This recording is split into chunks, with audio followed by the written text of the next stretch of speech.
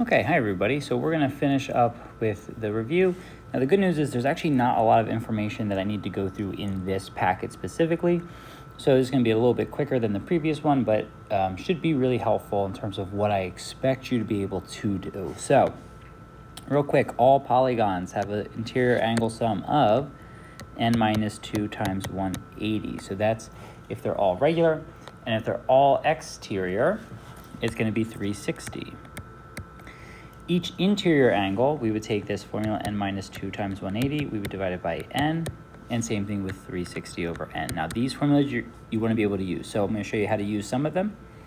Find the sum of the interior angles. Sum of the interior angles is just the regular n minus 2 times 180. So 25 minus 2 times 180 equals 4,140. So that's it. There's not much else to it. Number 3, what is the measure of each interior of a 15-gon? So first we find the sum. So we find what all of them should be, and that's our n minus 2 formula. So 15 minus 2 times 180, and that gets me 2,340.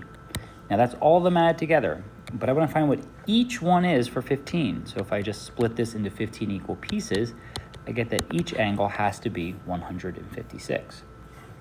Now I will tell you this, that you definitely have to be able to solve a problem like number 4. What is the measure of each exterior angle?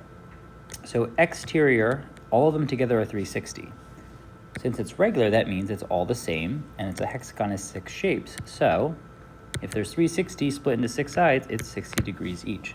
So no matter what the number of sides is, you just divide 360 by that number, and that will tell you how many sides there are.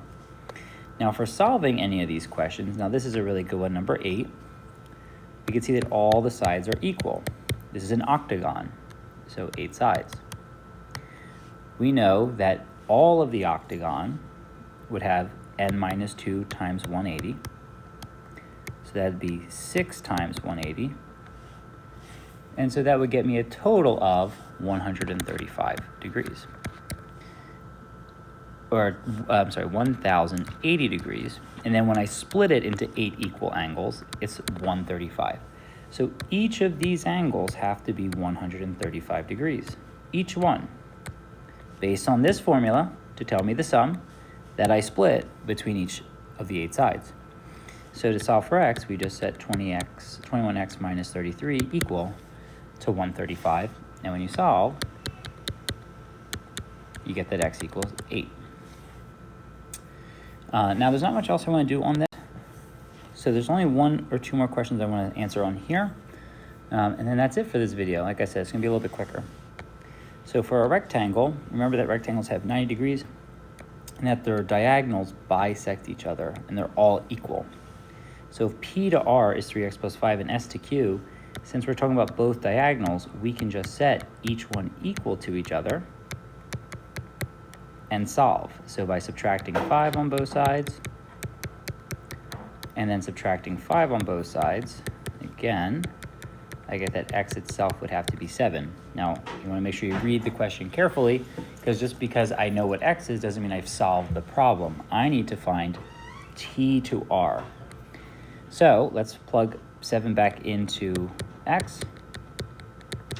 I get 26. And so this length would be half of that, so just 13. So that's why the answer is 13 and not 26. And then with a rhombus, if n to k is 7 and k to l, can't quite tell if that's a 7, k to l is 15 by an n to l, so it's important to remember that this is a 90-degree angle. So we can look at this through the lens of Pythagorean theorem. 7 squared plus x squared equals 15 squared, and when you solve that, you get x equals 13.3. Okay, so that's most of what I wanted to talk about, just doing all these sort of angle things. One important thing I want you to remember, it's not on here, but I'm just going to add it off to the side here for you. In all of these quadrilaterals, any of the parallelograms, remember that we talked about if I split a quadrilateral in half, there's 180 degrees in each of these pockets. So if you know one, you can find the other. It works that way, as well as if I split it this way. So it's 180 in these 2 pockets together as well. So just be aware that if you know in a parallelogram There's obviously a reason why I'm telling you this question, right? If I know that this is 120 degrees, I know that this has to be 60 degrees because that would make half of the shape. This would be 60 degrees, that'd be half the shape. And if I work this way again, you see that's also 120. All right, that's really it for this video. Like I said, there's not as much on this chapter I wanted to talk about, but I hope that was helpful. Make sure you complete all your review and you check the answer key online. And let me know if you have any questions. See you in the next one.